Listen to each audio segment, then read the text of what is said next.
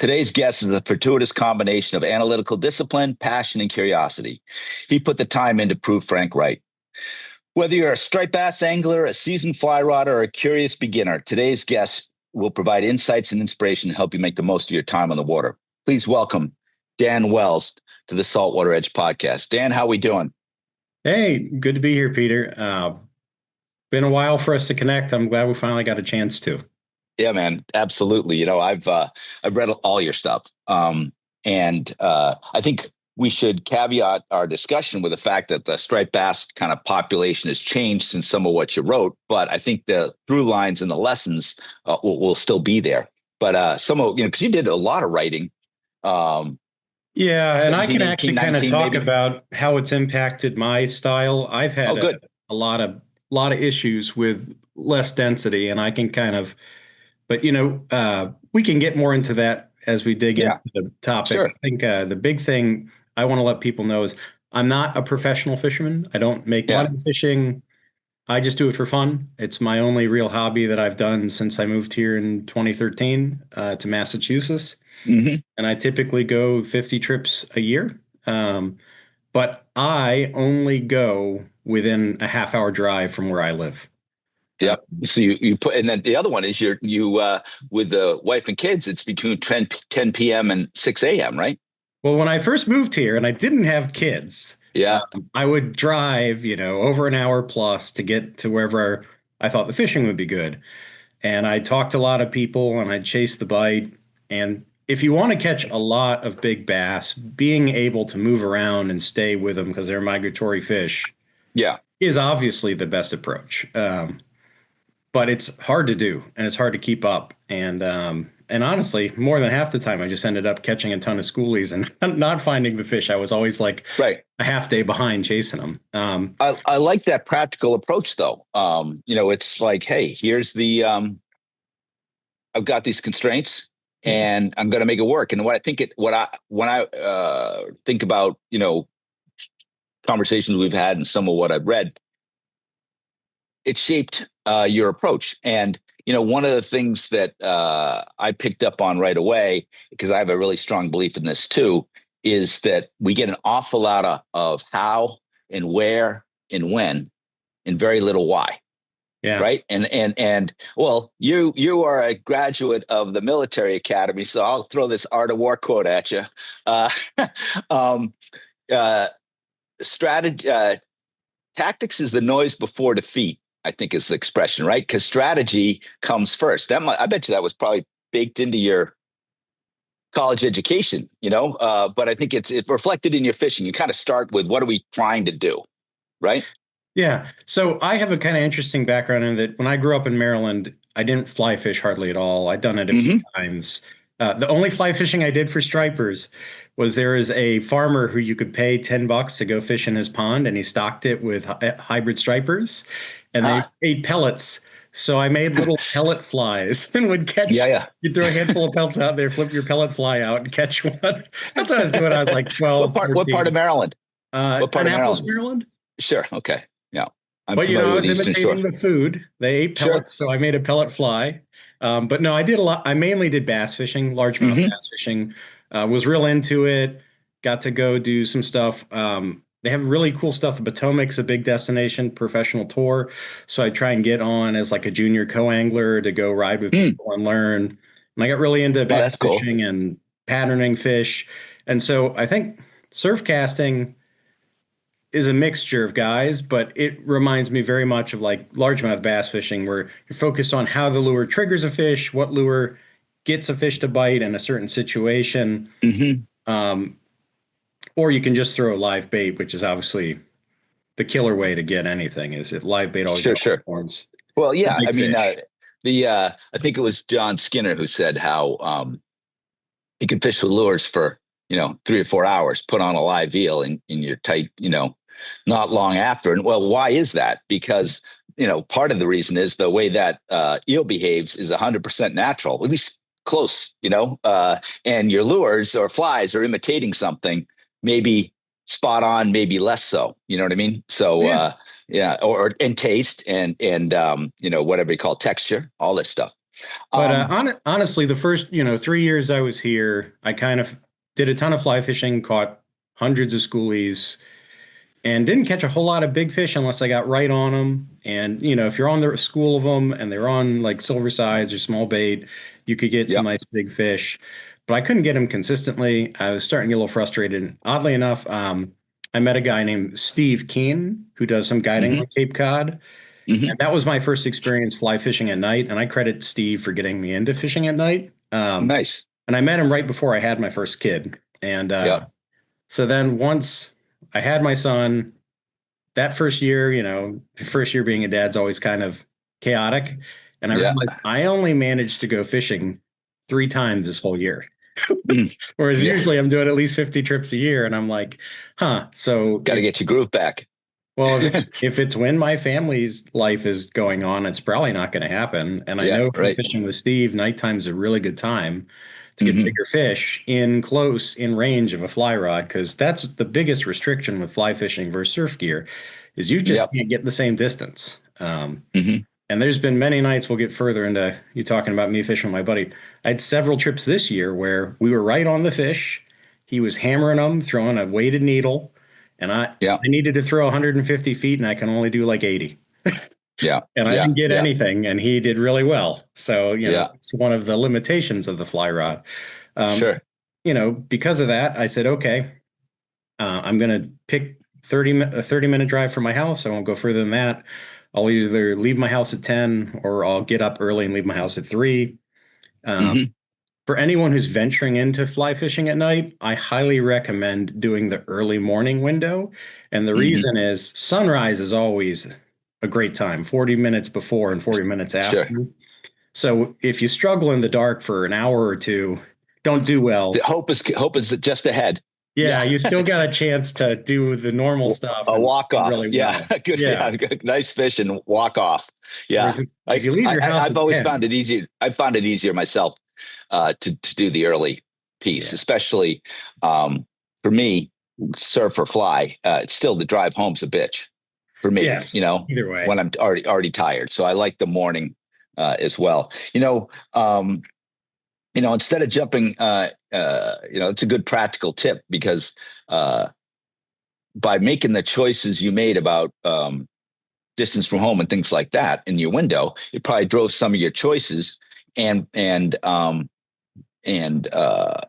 made you maybe analyze a little more than you would if you were willing to put an hour and 15 minutes in the car that direction. Some of these guys I know travel great distances for a bite, and I agree. They can, if you stay on it, you can have some pretty good days as a result. But Yeah. you can also put together a plan for what is close and what is practical. And I think of you making that kind of practical choice and really going to how versus jumping right into how, going to why. What am I looking for in this limitation of 30 minutes? What are some of the conditions? And then we'd also, you read or heard you say about the limitations of fly rod being distance, Yeah. certainly for one of them, but it also has strengths, and I've had conversations with Tony Stetsko back in the day, Steve McKenna, who's the guy who developed how to rig a sluggo as an eel, and Crazy Alberto, who developed tactical anglers, clips, and some other things. And all of them at one time or another said, if the bait's small, if it's in the wash, if they're feeding in flow, which is I think your jam, Yep. and or they are going to get a long look at it on a flat, I want a fly rod, better tool for the job. I also have this kind of thing, and I know you toggle between surf and fly. Right in the beginning, you did more surf casting, right? When you first Yeah, got to to Mass. search. So, Yeah, one of the things I realized when I limited myself to the distance from my house is the terrain near where I live looks nothing like what I fish down in Cape Cod.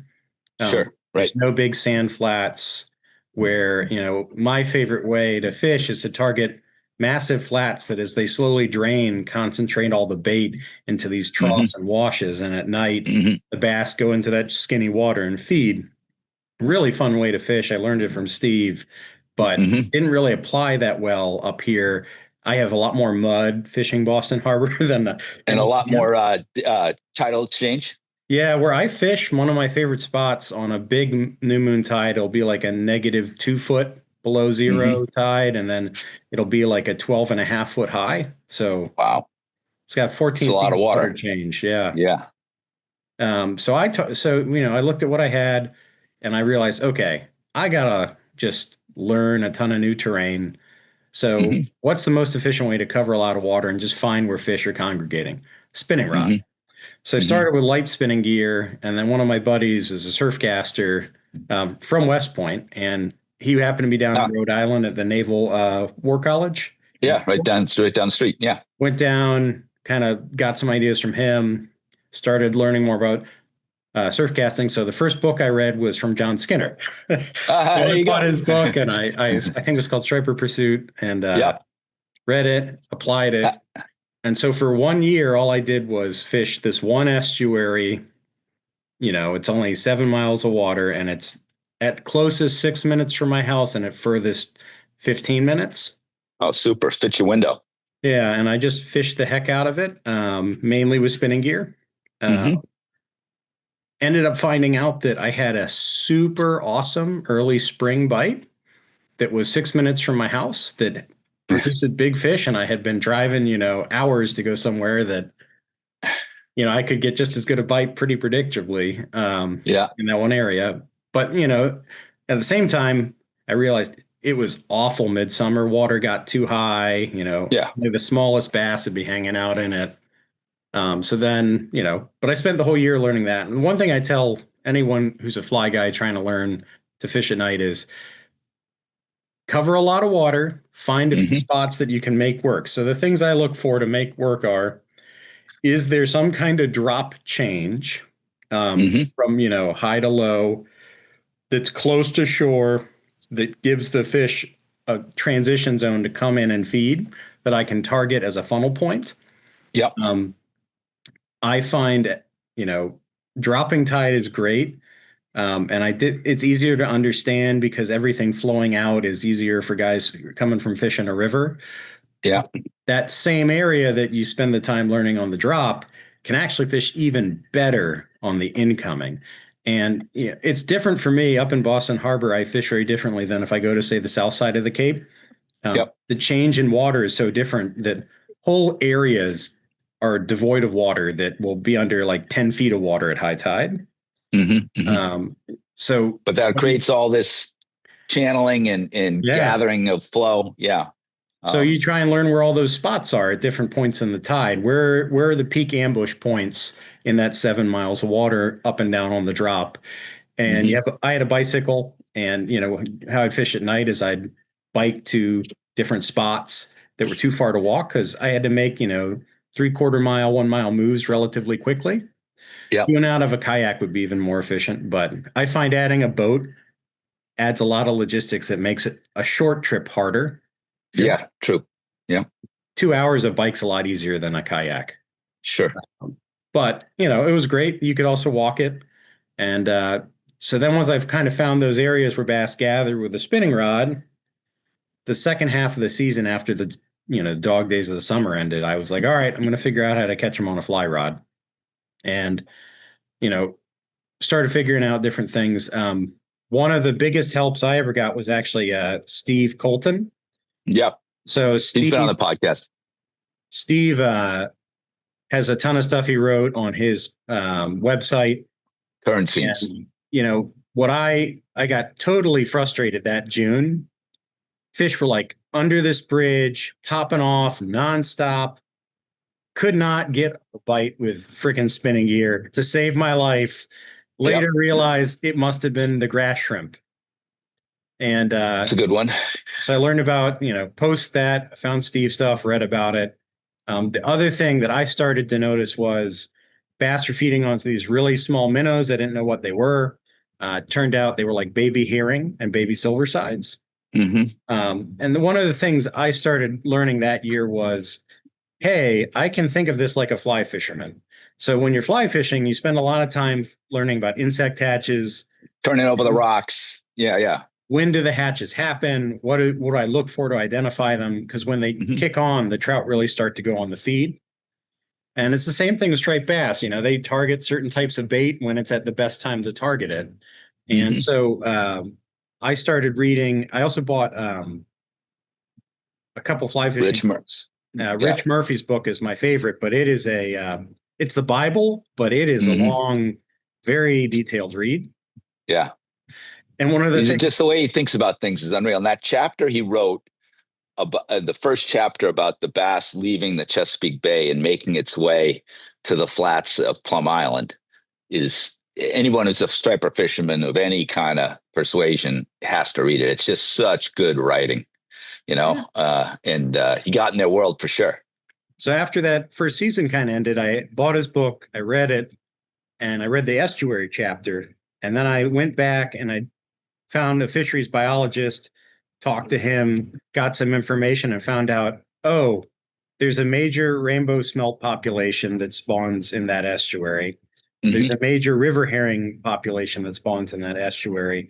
And one of the areas where I had done really well in June um, is actually a major silverside spawning area. Yeah. So, and then I kind of narrowed it down. I was like, okay, great. So my target is river herring in May, silversides in June. Then the silversides come back in like late July and August. Same thing with the baby herring in late July and August. And I kind of mapped all that out. The the rainbow smelt, other than when they come back in like October-ish and start, hanging around in the lower part of the estuary. They're not spawning till the spring, and I've never really found their spawn. It's too early. The bass aren't here. Hmm. But when they congregate in like October, it gave me some really awesome fishing on them.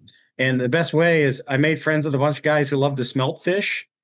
Huh. And I just like, hey, are the smelt in? And when they're in, then I go and fly fish at night in those areas for bass. And they're pretty good size smelt. Oh, The yeah. ones I used to catch as a kid I grew up in Duxbury. And so the flats you kind of talk about with the tide and the, guzzles and all that, I'm very familiar with it. And the smelt were in the winter, 5 and 6 inches long. They were a big bait fish, a great one to imitate with a fly for sure. Hey, Peter, I'm just going to turn this thing off that's making all this noise. Sure. Go ahead, do it. Yeah.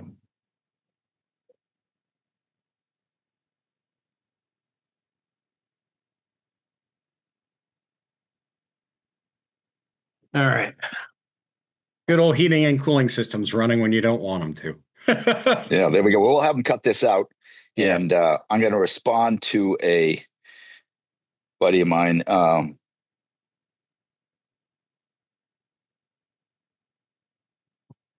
There we go.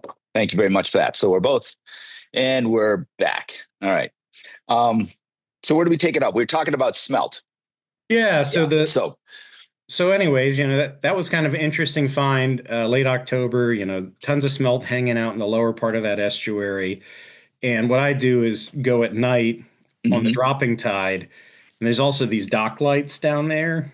And Yeah. that's great. Set up right in the shadow edge on the drop.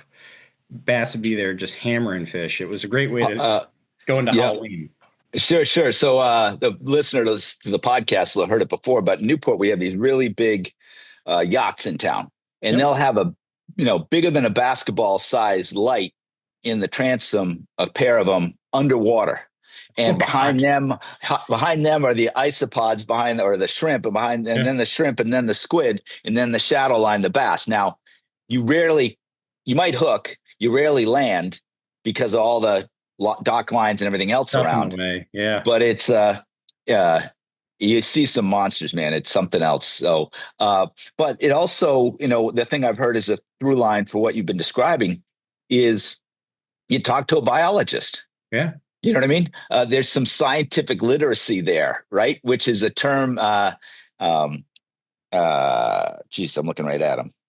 Aaron Adams, he's the Bonefish Tarpon Trust biologist, used when he was on the podcast because he, as a marine biologist, that's what he kind of starts with, and then he chases bonefish, tarpon, permit. He was on a couple of dozen shows ago. But the point is that approach and that idea of starting with, why. and it has the components of understanding the prey, and understanding the predator, right? And so you focus on this small area, and I know you have some particular strategies around salt ponds, herring runs, and inlets, and I want to make sure we hit on those. But what before we move off of strategy, um, I think you and I both agree that one of the biggest advantages an angler has in terms of approaching the water and a situation is stealth, Yep. right? And there's plenty of ways to give it away.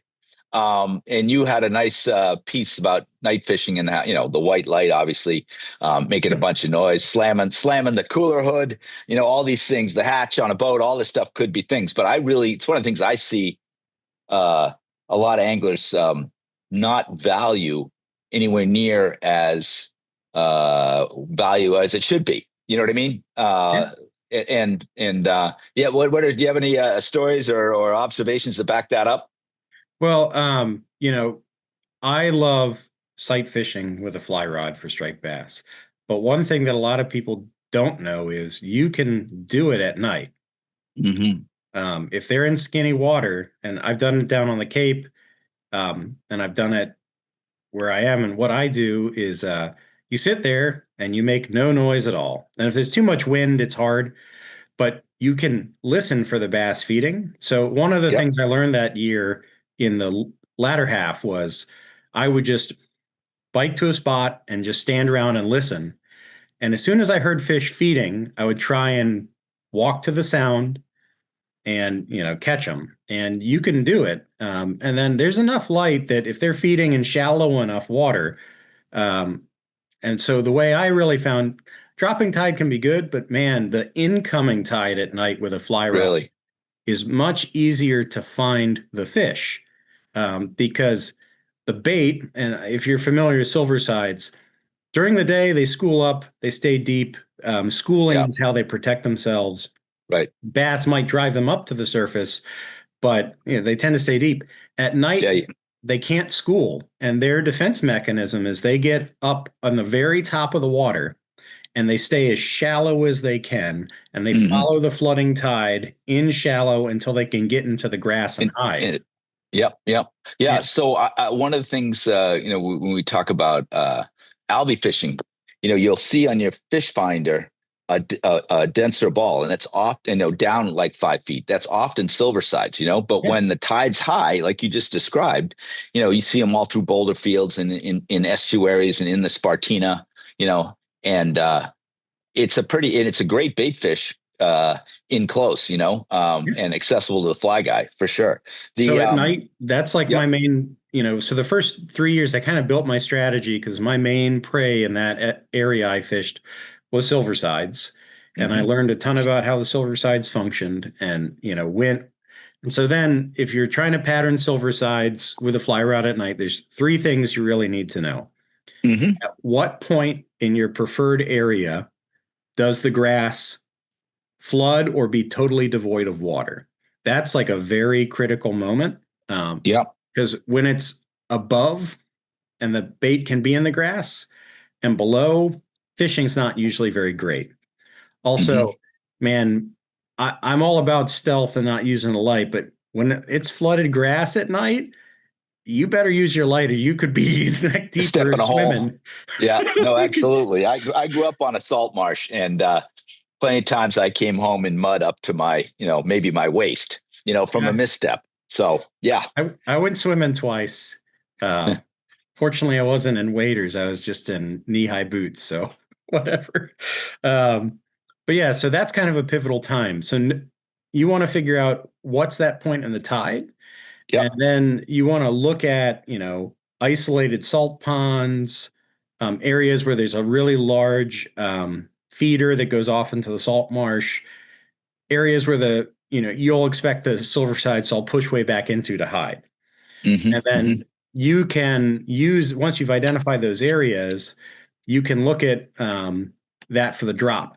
One of the best times if you can line it up is in the morning, right at, if that, where I am, it's 8 feet. 8 feet is kind of Yeah. the high tide mark where it drops off the edge of the marsh.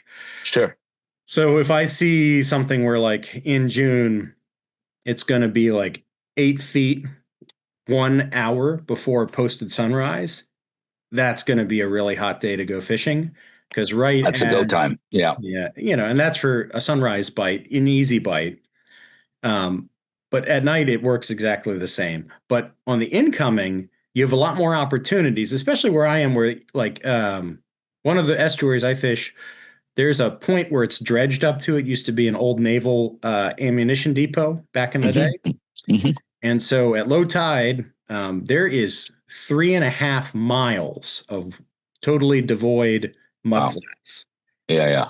And as the tide comes in, it fills up to certain points, and it is super fun. Like the silver sides all come over that little bar out of that deep water, and they push, running away from the bass in that super shallow water, and you can hear the bass feeding on them. And literally, it's the tides going up there coming to you. Yeah.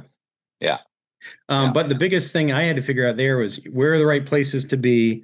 And so you look for where the actual river channel is at Yeah. really, really low tide, and you find the spots where the river channel gets as close to the bank as possible. Yeah. Then you need to go check it to make sure that it's safe wading because Could some be really areas have soft. hard bottoms and some are dangerously soft. Yeah. Yep. The another, and this is right there to strategy before tactics. Yeah. And what you talked about observation is something that Bob Popovich had said to me. That he stands on, you see so many people rush to the water's edge, and he stands, I don't know, I guess they have dunes in Jersey, so he'd stand back and Yep. then walk, halfway to the water and then walk the rest of the way to the water. But he's intentionally taking 10 minutes to do that. You know what I mean? Like as a Yep. discipline. And I hear a lot of observation. And you had a comment about wind direction and stealth, how it's kind of easier if the wind's coming in your direction, right? I Yes. think that was it. Want to tell people about that because Yes. you're a surfcaster or whatever you are. This was a valuable takeaway. Well, so like the best stalking fish by sound at night is no wind. But if it Hmm. is windy, what I look for is where the wind and the tide are going in the same direction on an Hmm. incoming, Hmm. because the wind will carry sound to me. The absolute worst situation is if you're trying to stalk into the wind against the tide. You Yeah, will, you got chop and everything else. the Yeah, bait's moving past you and the wind's come. It just doesn't work well. sure, sure. Anytime they're conflicting, it causes some issues. Yep. But so back to the silver sides thing. So I spent a bunch of Hmm. time on that, but I wanted to catch bigger fish. Occasionally I get some nice size fish, like 28 to 34 inches, but I rarely was breaking 35 inches with that kind of approach. And one of the things I started doing was, and I'll show you the flies I changed. So I Sure. basically took a modified version of Rich Murphy's flies. So this is an Hmm. example right here. Oh, oh yeah. So, anyways, all it is I have enough foam in this part of the head, and then Hmm. I have a mesh spreader that gives it the profile in the back part. Sure. So this part's collapsible, but A little higher if you would. Yep. Thank you. this Got back it. part's collapsible, but the front part's kind of rigid to Hmm. maintain that gap. But you want just enough uh, foam in here that it basically suspends in the water surface. Hmm. And what I found is that moving it and then letting it suspend, which, twitch baits, jerk baits for bass fishing, that's a Yeah, killer that's thing. stall. Yeah, where it stalls. It's Yeah. also exactly how, spearing are, silver sides. They go real fast, they Hmm. jump, then they pause and they just kind of stall for a minute, and that's when the bass Hmm. crush them. So started making flies that imitated that, doing better, getting some bigger fish. Then the other thing that I started doing was realize I read about mouse fishing actually, Huh. and You didn't about do how any in Alaska when you were stationed there? I did, yeah, but it was all during Yeah. the day. Yeah. But the idea of pushing a small wake at Sure. night helps the fish identify it. So I started making these. They're full floating with Mm, angled front. They just push a small wake. You move yeah. them super duper slow, just fast enough to barely create a wake. The slower, the better. Mm, I also put a rattle in them. And so every time you twitch them, it's just this constant little rattle and this constant little wake. And man, that was kind of the game changer. I started catching bigger fish on that waking Hmm. presentation. So the one thing I'd say for fly fishing, and a lot of guys are like, why do you make such big spreaders and all these things? And Right. if you can do a waking presentation, it will catch less fish, but the average size goes up by about 4 to 5 inches at night. For Yeah. some reason, the biggest, most aggressive fish love to hit a slowly waking bait on the surface. I don't know why. Probably that not getting away part, or at least the perception it's not gonna. I mean, it's all the little ones spending all that effort to chase, and the bait gets away. Yeah. Um, and the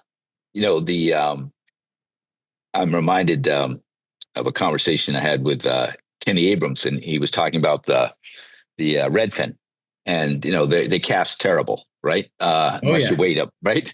But you make a cast and you let it land, it makes a splat. You don't move it. Let it Yeah. sit there because their curiosity might well be triggered by what's that, and they come over to investigate, not in a hurry, but they kind of saunter over to investigate. Then you give it a little bit of action. But the other thing I was hearing you say is what a lot of people say about needlefish. If you go slow and then go even slower, right? Yeah. If you think you're going slow, you're going too fast, go even slower, right? And it sounds like that similar presentation you're describing with that floater. Remember, it's a pretty flat tide because it's the stalled incoming slowly. There's not a lot of I current. see. Hmm. My goal is to keep the fly moving at like I do two hand strips and I do 3 inches at a time, and that's it.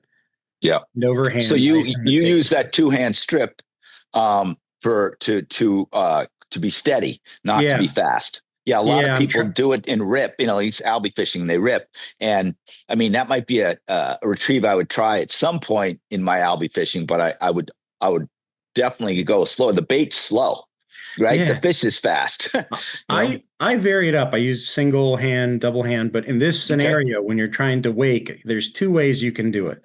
You Hmm. can do it on a swing, which is a killer way on an outgoing tide, right? Yep. So Oh, let's say sure. Incoming. you can just let it swing. If you got the right design fly, it creates a wake, it stays up top. Killer Hmm. way. But on the incoming, there's nothing to move the fly. You got to move it yourself. And if you use a single hand, you have a lot of starts and stops. And that's great with that fly I was showing you that's for suspending. And that's how I fish Hmm. that's on the single hand retrieve.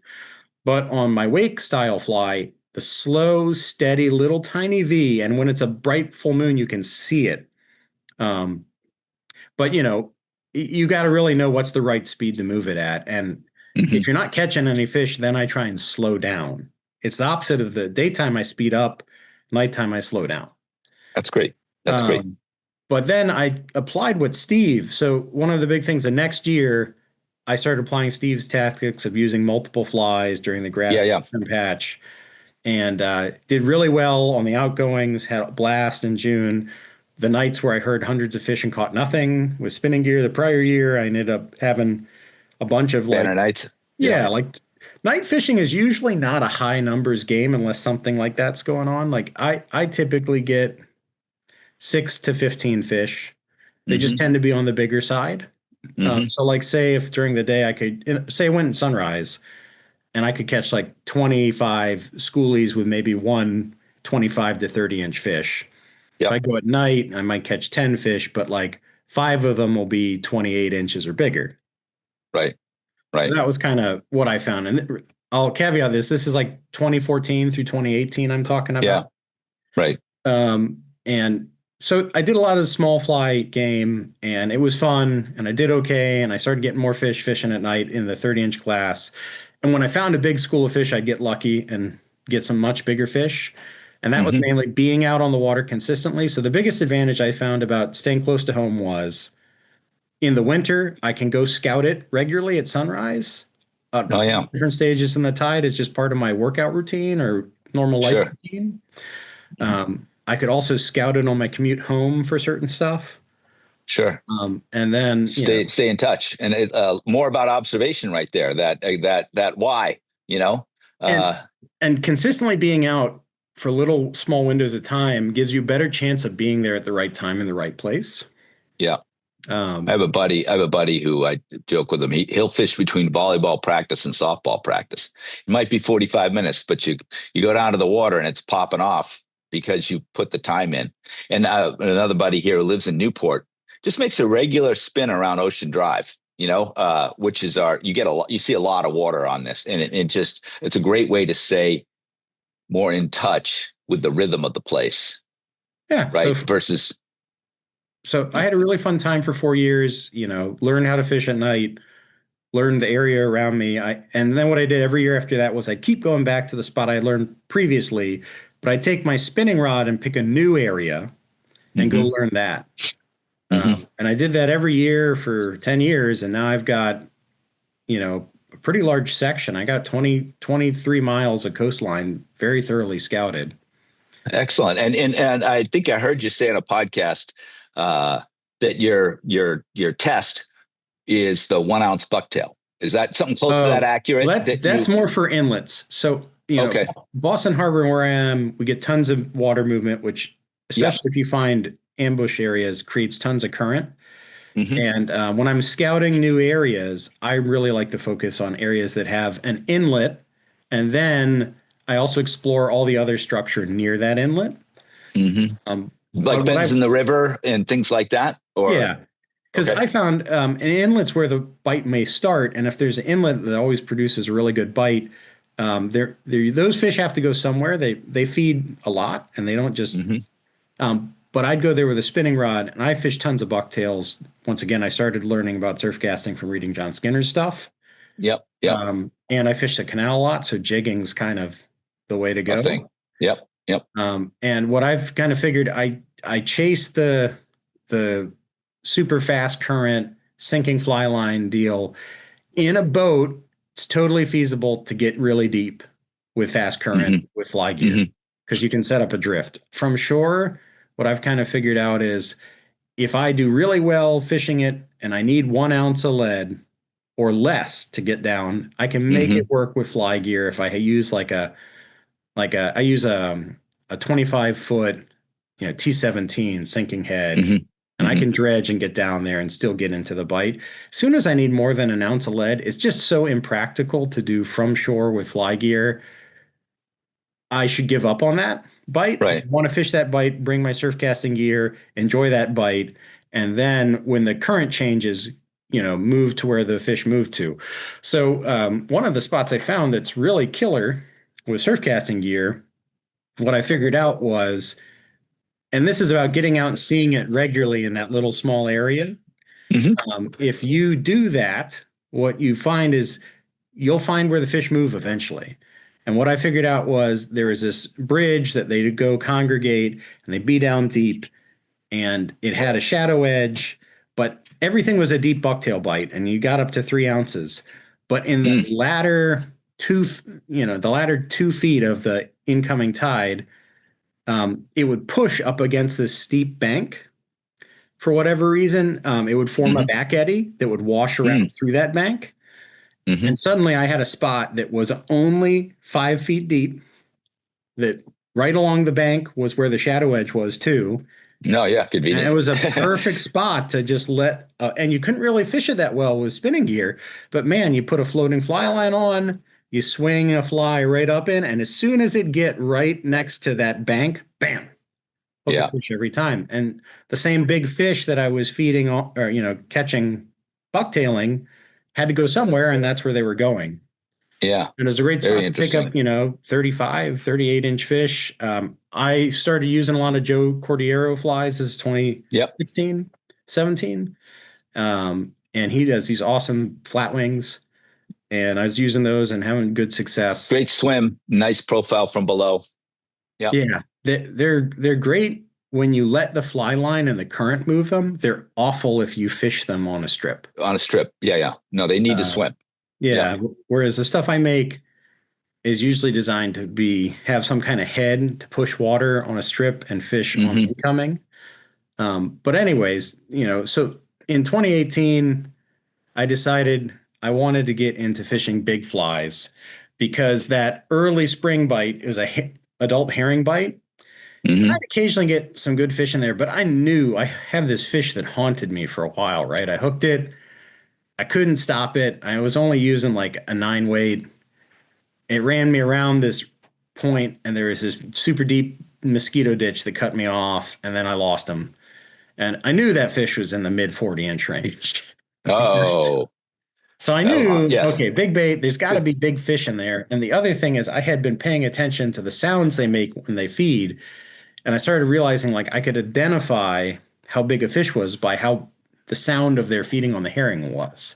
Mm. And so, like the smaller fish, So, they yeah, make more go like a ahead. popping noise. Hmm.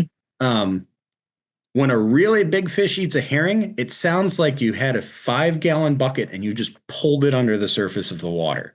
Yeah. Yeah. It's this huge vacuuming noise that's just very, very Flare distinct. the gills. Yeah.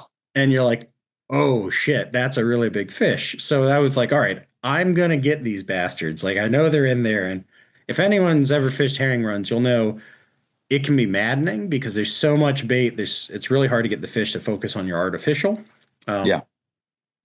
but so I started out with, and I'll grab the fly right over here. So I started making these Konomo specials that are one of Mm. Richard's flies. Yes. So this is my very first one, and it's all beat up and messed up. But I made that fly to start the 2018 season. And it was like I went in there and suddenly it like all came together. But I was still using a 9 weight. And man, it was hard work. Mm. Double hauling this 10-inch Big fly. Yeah. big fly for hours at a time. Into a headwind. Yeah. I did pretty good, and I got several fish in like the mid 30-inch class. I got one that was 38 inches, nothing over 40 yet, and I kind of was like, but it was so good. The herring bite near me is only really 2.5 weeks long, where the Wow. fishing's good. Hmm. Hmm. My shoulder was just absolutely destroyed. I already had a bunch of injuries in my shoulder from the army, and I was like, "This, I just can't do this." Like I did good at the beginning, and I was so Hmm. sore and fatigued in the latter half that I was just wasn't having fun. Right. And I was missing fish, and my buddy who was surf casting, who wasn't getting fatigued, was just hammering them and hammering them and hammering them. I couldn't make the casts. And so that's when I decided I needed a better solution. And that's when I decided to do some research and found out about two-hand overhead casting. Hmm. And I just found some Bear's Den let me demo a rod, go test it Hmm. out. And then it's so easy to learn. I still don't understand why people double haul for blind casting for bass. It Yeah. makes no sense.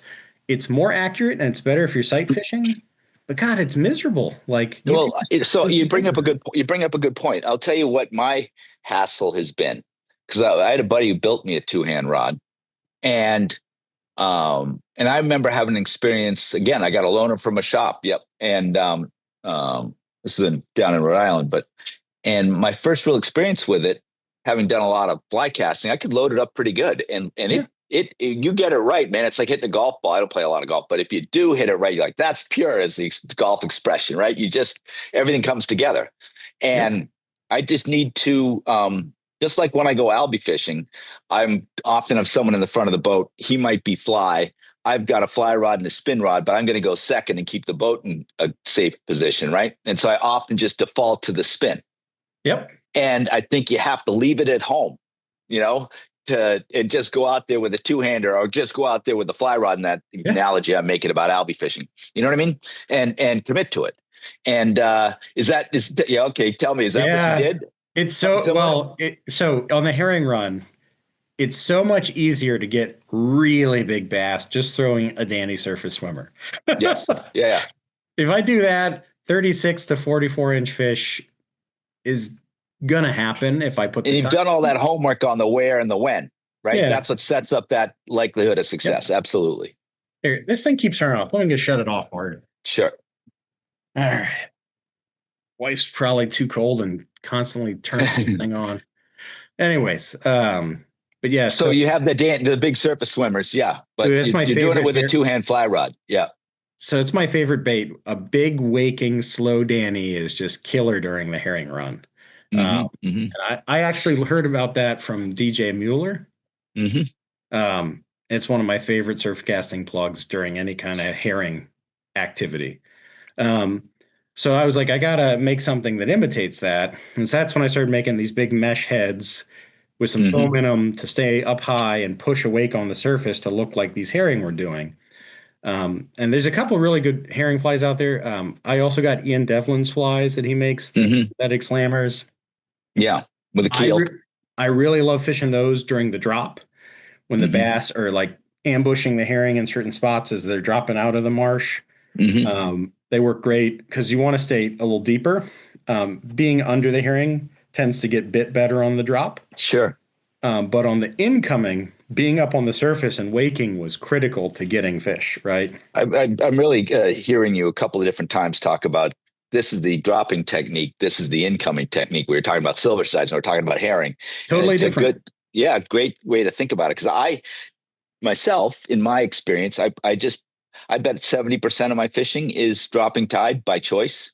You know what I mean? Like, Yeah. and again, if you don't go, you don't know, right? And just to think about a different approach, like you said, a quieter swim on the incoming, maybe more stripping on the outgoing, Yep. or swinging. It's a great way to kind of break it down. But Well, the other thing I would say, so in the spring and the fall, I feel like they're just different patterns, but the incoming or the outgoing at night either could be good at different mhm, points during that 6 hour window. But midsummer, if you don't fish the incoming at night, early in the night, you're wasting your time. with the cooler water, right? Is that Yeah, the just July through August, July 4th through August 15th, the only thing I will fish is an incoming tide at night. It's yeah, a total waste of time where I am to do anything else for big bass. Like you just right. don't, I don't get them in tight to shore on a dropping tide. Maybe like the first hour of the drop after the incoming while water's still cool, but that Yeah, cold influx of water coming in is really gets just, things moving. Yeah, yeah, that's been yeah. the critical thing. Well, let's jump to a different Mhm. topic here because I really want, and then we're gonna ask a couple questions and wrap up. Yeah. But the one I want to make sure we get to, and you said it was we've been talking about some earlier experiences, with certainly a different striped bass uh, population condition, But you had this, you have experience as a surf caster yourself, plenty of fly fishing experience from Alaska and the Great Lakes as it relates to swinging and now two hand and all that. Yeah. Um, but you had a surf casting buddy, and you guys did a little mini experiment. Yeah. Can you bring out the couple summary topics of Yeah. of that?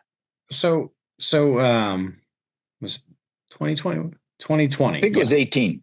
Oh, Okay, go ahead. 2018 I did it, but then when we really did it again was in 2020. Good enough. Let it rip. Um, that was kind of so 2018 I started fishing big flies and I started catching fish and I was like, why is this happening? This makes no sense. Like the bait in July is 2 inch silver sides. Why, when I throw this big fly, am I getting these one off, two off, like Hmm. huge fish in like 39 to 42 inch range? I couldn't figure out why. And what I started thinking about then was, well, what other things are in the estuary? And I thought back to John Skinner stuff with eels. So then I spent a bunch of time actually in 2020, the first part of the year, what I call like doing a bait survey. Yeah, And I started realizing because I listened for fish feeding, I had always heard these really weird, tiny little hits. And I always thought, like, what bass is that? That's got to be like a baby bass. I thought those stayed down in yeah. the Chesapeake and didn't come up here. And then one night it was happening super close to me. And I was just like, screw it. I'll see what this is. Gonna So light this up. I threw on my bright white light. You know what was eating the damn silver sides? An 18-inch American eel. That is Wow. what the feeding I had been. It darted up from the bottom and it was Yeah. crushing them right up on the surface. And that's why I was like, huh. So I had thrown eel flies before because I know bass eat eels. Hmm. And my favorite eel fly is actually this thing. So you talked about, Oh yeah.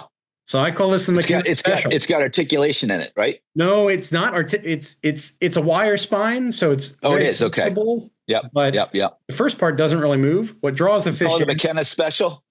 Yeah, so this is a That's good. 5 inch curly tail suede leather Yep. tail, man, with bucktail to give it some other movement.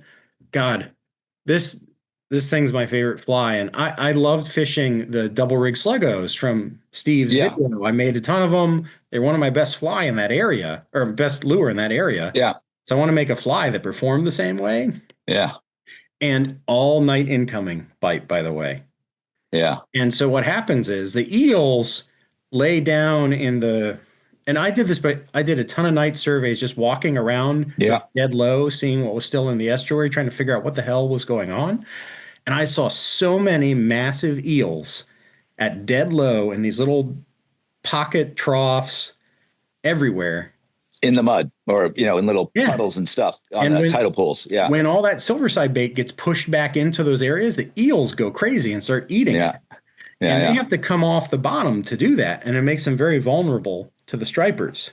And Mm. that's what in the salt pond, one of the things I do is I figure out right when the current starts coming into a salt pond. Hmm. And I don't fish this thing. What I fish is a popper with a really long, weighted in such a way that it kind of sits like this. Hmm. And it looks like a big eel. And I hit it with a really big pop, like the loudest pop I can possibly make, and then I don't move it. And there's almost Hmm. no current going on. There's current right at the inlet to the salt pond, but it's flooded enough that I'm fishing like kind of off that current in the dead water. And then I'll do it again. And I give it I set a timer and I do 2 minutes between pops. Wow. And then suddenly Super patient. a bass comes over and just vacuums it up. Because what I found out with that one salt pond is it's full of these big eels. And these big bass would come in there and leave. And I only ever caught them on live eels and nothing else. And what I figured out was that whole plan is it sounds like a bass hit an eel. That's what they think the pop is. So they come Hmm. over to investigate what the other bass hit. And the bass thinks it's like a stunned eel on the surface and easy, and it sucks it up. Yeah. Wow. But You know, so, these are all big dividends, yeah. Dan, from your commitment to observation. And then the other thing we Right. And the figured fact out, that you can put your eyes on this place so frequently and you choose to, it's an investment. But it also seems like an investment that would return like it does so much better because it's a half hour or less from home. yeah. But the biggest thing is my surf casting buddy ended up being Yeah. critical to finding out my other big bait thing that was going on near me. I Let's hear never it. figured it out on the fly. So we went and we were doing really good. And we know there's tons of silver sides there, but it's out near like the inlet along the beach. And on either side of that inlet, the silver sides kind of congregate and then get washed through. And it's a really good place to surf cast. Hmm. But we could never figure out why it attracted all these big bass. And then one day, like my buddy was throwing a lure that had, 3 trebles on it. Hmm. And he pulls it back in and he's got 3 squid, one on each treble. No. Uh, and I was like, huh, I didn't realize. No evidence, no visual thing, never saw them until that happened. So I made these big squid flies that were like same Yeah. size Oh, as a yeah. squid. And I went back there and bam, suddenly I'm like hammering bass in this Yeah. silver side bite because the squid are there eating the silver sides. So that's the same thing. Both, squid stay deep during the day, but they'll Hmm. come in shallow to eat bait fish at night. Hmm. Eels stay back in the estuary, but as it floods, they come out of hiding and feed on the silver side. So it's kind of interesting. Like I chased this small bait bite because it was really easy to imitate with a fly rod. Yeah. Got into big flies But because I was chasing herring, and then realized there's this secondary predator chain. And then when it really clicked for me was I was reading. man, that's so right. That's so right. Because people see the small bait and the predator, and they think that's the whole equation. Yeah. And you're saying, yeah, man, no, there's, in the case of your night fishing, there's squid, there's eels. I think you may have mentioned another one too. I mean, there's other co-happening So uh, the big thing ecosystems, if you where it will. really clicked for me was I met a guy from Long Island, and he has very different conditions than I have. But his kind of secret thing, and he shared it with me. I was talking about the whole squids and eels eating the silver sides. He's like, oh, well, I target the snap. I fish plugs, but I make them all to mimic the snapper bluefish. And the big Mm, bass I'm getting are eating the snappers, not. And I was like, the huh. tiny bait. Yeah. So that was pretty cool. He was a surfcaster and he gave me that info, and I was like, man, that's really interesting. So this all kind of coming together is like, so that's the one thing. If you've got an area you know really well, and you've Hmm. got a spot that's a really good schoolie spot during the day, and you know it's got Hmm. tons of small bait coming in and out. I'm not saying that you're going to be a guy who's hammering big fish all the time, but if you go back at night and you fish it with an eel fly or a squid fly, and how I pick is an eel fly can work anywhere, but it tends to work on the inside of the estuary Hmm. of the mouth. Hmm. So I'll fish that same inlet, and if I'm on the inside, I fish an eel fly, and if I'm on the outside, I fish a squid fly. And at Yeah. the inlet itself, I'll throw both. And I don't know why, but the squid flies in general, like you should just have one if you go at night. It's almost to the point where now I think it should be a general pattern. It's for me. I fish a squid fly, and a lot of is a searching pattern Yeah. to start with. If I had Um, to only pick one fly now, like 10 years later, if I only had to throw one thing yeah, at night, it'd be a squid. yeah. We're on the same team. Any other big takeaways? You mentioned casting distance. Yeah. They So get to present more frequently because they get their lures in the water more. di distance is really the biggest thing, like in Yeah, safety, because like my buddy, he can sit on this big rock, and there's this boulder fish we know that's really good for big bass. yeah, And he can stay on that same rock, and he can get right out there safely without even getting his feet wet with the surf gear. And I got to climb through the trenches of that nasty, slippery rock to get out there and then yeah. know how to get back without drowning myself. So I had to Sure. switch to Oh, because you have wetsuit. bigger tides. Yeah, you're absolutely right. You're absolutely Yeah. right. The uh, one of the things I found as a you don't really think of it, and mention this to you because I think you got all this wide experience, but uh, with a fly rod and a wind, let's just say the wind's on this shoulder, for Yep. example, you tend to get a routine of what works. Doesn't hit you in the head, Yeah. doesn't hang up on whatever's behind you. You know what I mean? You have this lane, and you pound it, and so you really don't. I think sometimes you get in your own way in terms of that fan casting Yeah. covering the You don't water kind cover of the thing water like you need to. And because that's why you're hamstrung by casting angle. you got to switch to two hands, Peter. Like overhand casting, I can cast off My winter project. Here we go. All right. I can cast like this, not Yeah, as yeah. well off my Right. left shoulder. But it works. And I Yeah. can, so like say, I don't ever cast farther than 80 feet at night. I just find if I try and throw a full fly line, bad things happen. Hmm. I pick spots where I don't need to cast further than that. Um, Right. so off my But right shoulder. you have 120 in the capability with a two hand. Oh Yeah. yeah, It's yeah, pretty it's a good 50% further than a good saltwater fly cast.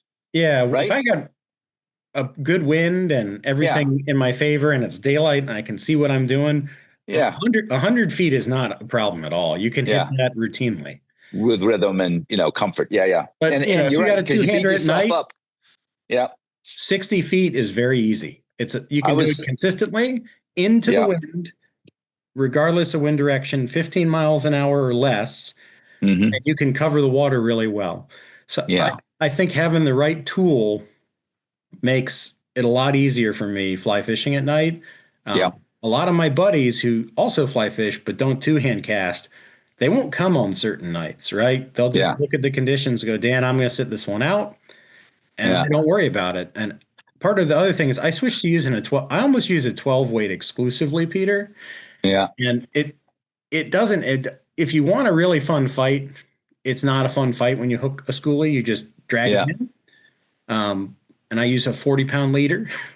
But Yeah. what I don't like is when I hook a fish in a boulder field that's, over 45 inches and I got And no you have no chance. say. Yeah. No say. Yeah. No, you're absolutely right. You're absolutely right. And it's a commit to the big fish. The the It's I've had overkill. fits You and could do a starts. 10 weight. Yeah, but I've had fits and starts with a two hand, and I just need to, like I've learned my Albie lesson. If I leave the spin rod at home, I won't default to it when Yeah. I'm driving the boat. You know what I mean? I'll take another minute and do the fly. So, um, Boy, lots of good stuff here. I guess we should wrap up with a couple of Yeah, questions. sure. I think I got my answer to the, if you had two lures or two flies. Well, I guess I can give you the lure too. The lure would be the Surface Danny. So I The can give you times of year. It's easy. So in yeah, May, yeah, when river herring are, if you're further south on the coast, it'd be April. But if river herring are the target, you know, for surf casting, I either like to throw a waking Danny yep, surface swimmer, or I like to get really tight to the bottom with some sort of like swim bait. Um, the bass either seem to like it down low or right on top waking. hmm, You can catch fish in between, but man, if you're down low with a swim bait, you get higher numbers of fish. But the really big fish, that waking Danny, seems to just be magical. yeah, So for flies, then I exclusively throw herring flies, but I throw two different types. Big mesh head water pushing waking flies are what I hmm, use when the tide is slow hmm, on the incoming and outgoing. But once I get a really good current, which is usually halfway through the drop at night, yep, then I exclusively switch to flat wings and I fish a standard swing and I don't strip hardly at all. right. But Borrowing from your steelhead, your Alaska time. but before the current gets moving to really set that presentation up, I found there's a ton of time where I have a good shot at big fish if I move a lot of water and make a bunch of surface wake. Yeah, Um, but it's frustrating. You'll hear fish feeding on the herring, and you just got to stick with it and not give up. hmm, hmm, But then once June comes, and that silver side bite happens, where it happens for me, they start at they spawn in the morning, so at hmm, night down from where they spawn is where they tend to hang out. But basically, if I'm fishing those, I prefer a night incoming and dropping tide. You could do either, but I fish yeah, eels then because usually you're midway up the estuary. There's not a lot of squid around, so I throw a big eel fly. This is for targeting bigger fish, but what you can sure. also do is you can throw some surface multiple fly presentations, and you can use like a surface waking fly, like I showed you earlier, a small silver side imitation Hmm, with hmm. some smaller flat wings in front of it or something down low. That can work really well. Um, And once, you can see how this fly guy, when you see the bait, the shrimp yeah, and the silver sides, misses an opportunity yeah. to take it up a notch and use that bigger eel fly and just target a bigger fish. Lower number probably, but bigger opportunity. So if you really want to double dip, and I Yeah. did this the last 2 years, and I throw a huge eel popper. That's Hmm. my furthest fly down the rig, and then I do a dropper in front of it, which is whatever the bait is that I'm Yeah. seeing. And I'm fishing that usually on the swing, on the drop, and I Hmm. catch a bunch of smaller fish on the dropper. But every now and then, that one or two bigger bass around comes and sucks down that eel popper. Yeah. Was it 20? Yeah, 2022. I got a surprise 36 incher. And then, but that was on a worm hatch. So they were Hmm. eating the Hmm. worms going out, and I had a worm dropper, and I was catching Yeah. bass in the worm dropper. And then suddenly a big fish came and sucked in that eel popper. It's pretty cool. Mm.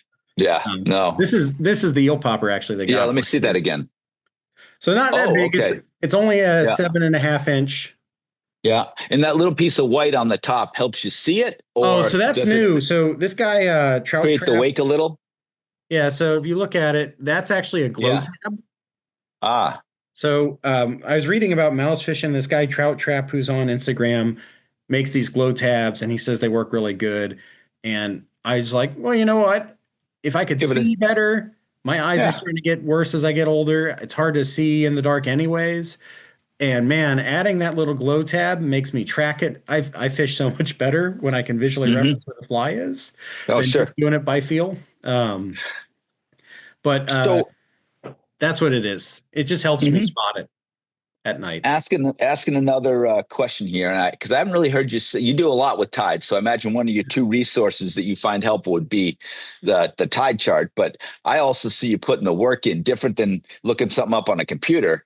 You get on the bike, or you go for the walk, or you drive by Yeah. your that within this half hour. So you've really got a depth of knowledge of your local Yeah. opportunity. And then I also have local friends and they give me advice. And like in all honesty, the best friends you can make as a shore guy, and this is kind Hmm. of I had some bad experiences with some of the younger guys I took out who blew some spots up a few years Mm, ago. Older guys I fished with, the surf casting guys, were never a problem. It was the younger right. guys who blew my spots up. But anyways, the best friends you can have are boat fishermen, right? So like my biggest bass in the last on the fly ever came because I had three buddies who were on a bunker bite Hmm. with their boats, having a blast, doing it for days. And I just said, hey guys, if they ever get really close to shore and they're in tight before it gets dark, just let me know. Give me a call and I'll Hmm. buy you like a bottle of whiskey or something. Yeah, yeah. Like it's worth it to me. And so I got home from work. I was doing something. What the buddy calls me up and he's like, "Hey man, they're super tight to this point." And that's a very well-known point. So I'm not going to say the Hmm. name on this, but Sure, sure. I just left like a massive school of bunker with massive bass on it, and darkness is setting in. I was like, "Great!" So Yeah, tuck the kids in. I grabbed an Ian Devlin bunker fly, Yeah. my two-hander, and I went out there, and I ended up hammering three fish and then one that was still my personal best. I never got a measurement on it, but I was definitely over 45 inches. Oh, yeah. And Wow. but it was pretty nasty where I was, and Yeah. I never fish with other people a lot, so I don't get a lot of Hmm. pictures, and I Yeah. just don't feel like, especially in 2018 when I saw how many bass got just drug up on the side of the canal and massacred. Right. I Right. just won't do it. Like if I have to drag a fish out of the water to get a good picture, I just assume I'm killing it. And I'm just not going Mm. to do that. And Hmm. the Hmm. resource is limited. It's getting worse year to year. We're not having these returns. And so I'm just okay with not That's what. taking a lot of pictures. I just Sure. don't Sure. anymore. Well, when I think of resources, I think of um, like we started this conversation with the strategy, the framework, and how you use observation and those kinds of things. So I have one last question for you. Yeah. Um, you've one day left on Earth. Where are you fishing and what for? Doesn't have to be exactly the where, but I mean the scenario. What are you excited about? Helicopter fishing for golden dorado in Bolivia. Oh De- shit, man. Definitely. Okay. That caught me by surprise. Okay. It's on my list Excellent. of things to do. They're like a superior predator. They're in estuaries, they're in freshwater, but that stuff that guy's doing, and I actually met him years ago, the guy who Uh-huh. started that whole Built it out. operation. Yeah. Yeah. He's from Argentina. He's an architect. He's a really awesome guy. But Yeah. man, that I have whole a couple fishery buddies who stuff is awesome. just got back from doing that. And yeah, they can't stop talking. So you're on the right, you got the right dream. That, either that or the Aramapaya fishing and fly fishing in Brazil they're doing where you Is catch it, this. yeah, yeah. The giant. Or a Yeah. huge Wells catfish on the fly in Europe would be really cool. Okay. My name's Dan Wells. I got to get a Yeah, Wells catfish exactly at right. some point. Yeah, well, you haven't it's clear you've thought about it. Yeah. Right? Yeah, I've had some people hem and haw about how they'd want to spend their last. You rattle off three like it was nothing. Well, But if I had Dan, I limited really, resources and I had to go yeah, somewhere on the East Coast, it would be Florida during the mullet run. yeah, Fly fishing at that's night, I got somewhat, a chance at big redfish in the 40-inch class, big snook in the yeah, 40-inch class, and random tarpon in the 200-pound class, yeah. all along the beach at night. Sign me up. Look at that smile, man. You Yeah. can't beat it. Good I've done stuff. it a few times, and God, it is awesome. Yeah, I had a friend who's really good at it. He's down there. We never got to fish together doing it, but he's the one who turned me on to it. And I made two yeah. trips recently, and it's awesome. It sounds great. That sounds great. Hey, Dan, thanks so much for making the time. I know you're a busy guy, and I appreciate the fact you got a chance to we got a chance to get together. I think in the show notes, I'm going to link to a couple of your articles that were on Yeah. what blog Flyfish or something. They're older, but they cover. They're so thorough. Yeah, and The one thing, if people are unless you looking want to for, direct them somewhere else, yeah, go I ahead. have a night fly fishing thread that I built up with a bunch of posts on Stripers Online. That's a Okay. really good spot for people to Can you go. send me that link? Because I'll Yeah, include it in the sure. show notes. And All then right. the other thing I always let people always ask me, like, I don't commercially make flies. I sold Yeah. you some. That's the first Yeah. batch Yeah. I've ever done. I did Thank you. I did a ton of fly tying for a shop in Alaska when I was a geographic bachelor, and I had a Yeah. 6 month winter where there's no fly fishing. Yeah. Yeah. Now that I Can't don't have fit the it in. time, I'm not doing it. But Yeah. I always like to tell people the three guys who I find make awesome flies. If you Oh yeah, need please. big flies, Ian Devlin, awesome. Hmm. Andrew's Custom Flies, awesome stuff. Yep. Ben Wally out of Maine is Sure, Maine. awesome. Yep. And then a surprisingly good guy, but you got to tell him what you need and have him make them custom for you. Hmm. Nightmare Muskie is his Huh. and so he makes Okay. tons of really cool game changers. I personally hate tying game changers. Like tying on a Right. bunch of shanks is just not something I've sunk the time and resource into doing efficiently. But Hmm. God, game changers are killer in inlets, and I started making them for the canal. Um, Yeah. and so he'll make you these. So this is a Oh, dude. mackerel game changer. It Uh, fishes just like a magic swimmer. yeah. Yeah. It's great. That's But you got great. to tell him because he'll make it Yeah. with a really good single, true saltwater grade hook. Yeah. Um, Yeah. Muskie and pike don't need the really heavy duty hooks. So if you Right. just buy something off his website, you're going to bend those hooks out on a big fish. Right. But if Okay. you do a custom order with him, he'll put saltwater grade hooks in. And so those are kind of my go-to things. I'll get those in the show notes too. Yeah, because there's Thank. certain flies I like to make myself that are Hmm. tied very specifically to what I like to do, but I also like to try other people's flies. And man, game changers is so that if I had to give anything about daylight, so I fish at night, all my night flies are awesome. They Hmm. suck as soon as the sun comes up.